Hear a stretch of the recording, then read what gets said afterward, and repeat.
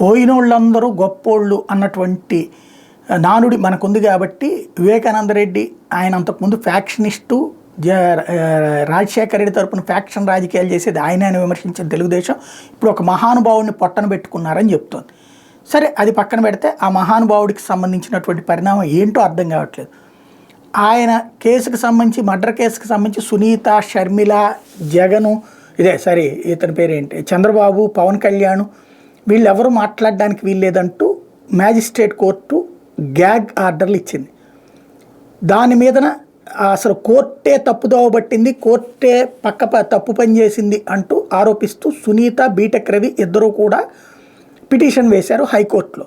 విచిత్రం ఏంటంటే 4 న్యాయమూర్తులు, మొన్నొక బెంచి ఇవాళొక బెంచి, అంటే ఒక బెంచ్కి ఇద్దరిద్దరు న్యాయమూర్తులు ఉంటారు. 4 న్యాయమూర్తులు కూడా మేము విచారించమంటూ ఆ కేసులో నుంచి పక్కకి తప్పుకోడు. ఎందుకంత పరిస్థితి వస్తుంది?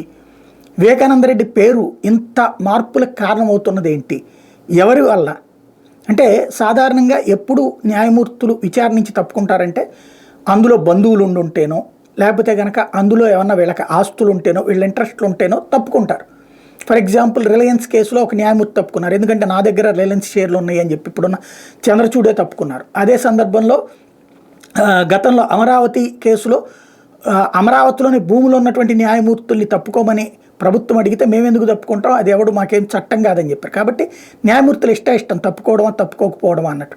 వాళ్ళకి ఇంటర్నల్ ఇది ఉంటే కనుక తప్పుకోవడం వాళ్ళు చేస్తారు నైతికంగా, లేదంటే అవతల వాళ్ళు అడిగినప్పుడన్నా తప్పుకుంటారు. కానీ ఇక్కడ ఎవరూ అడగలేదు. కానీ వీళ్ళు మేము విచారించబోమంటూ 2 బెంచీలు పక్కకి తప్పుకోవడం అన్నటువంటిది సంచలనం సృష్టిస్తోంది.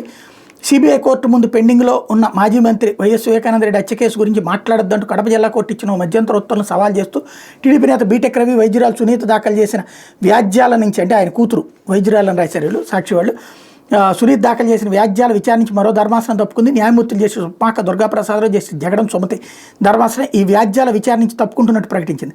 తదుపరి ఆదేశాల నిమిత్తం వీటిని ప్రధాన న్యాయమూర్తి ముందు ఉంచాలని రిజిస్ట్రీని ఆదేశించింది. ఎన్నికల్లో లబ్ధి పొందేందుకు వైఎస్ వివేకానంద రెడ్డి హత్య కేసు విషయంలో టీడీపీ అధినేత చంద్రబాబు, పీసీసీ అధ్యక్షురాలు షర్మిల, వివేక కుమార్తె సునీత, జనసేన అధ్యక్షుడు పవన్ కళ్యాణ్ తదితరులు చేస్తున్న దుష్ప్రచారంపై వైఎస్ఆర్సీపీ కడప జిల్లా కోర్టులో పిటిషన్ దాఖలు చేసింది. ఈ పిటిషన్ మీద విచారణ జరిపిన కడప కోర్టు ఈ కేసు సిబిఐ కోర్టు ముందు పెండింగ్లో ఉందని, అందువల్ల ఆ కేసు గురించి ఎవరు మాట్లాడొద్దంటూ ఇటీవల మధ్యంతర ఉత్తర్వులు జారీ చేసిన విషయం తెలిసింది. దీన్ని సవాల్ చేస్తూ బీటెక్ రవి, సునీత హైకోర్టులో పిటిషన్ దాఖలు చేశారు. ఈ వ్యాజ్యాలు ఇటీవల జస్టిస్ శేషసాయి ధర్మాసనం ముందు విచారణకు రాగా విచారణ నుంచి ధర్మాసనం తప్పుకున్న విషయం తెలిసింది. దీంతో ఈ వ్యాజ్యాలు తాజాగా జస్టిస్ దుర్గాప్రసాద్ ధర్మాసనం ముందు విచారణకు వచ్చినాయి. అయితే ఈ ధర్మాసనం కూడా విచారణ నుంచి తప్పుకుంటున్నట్టు ప్రకటించింది.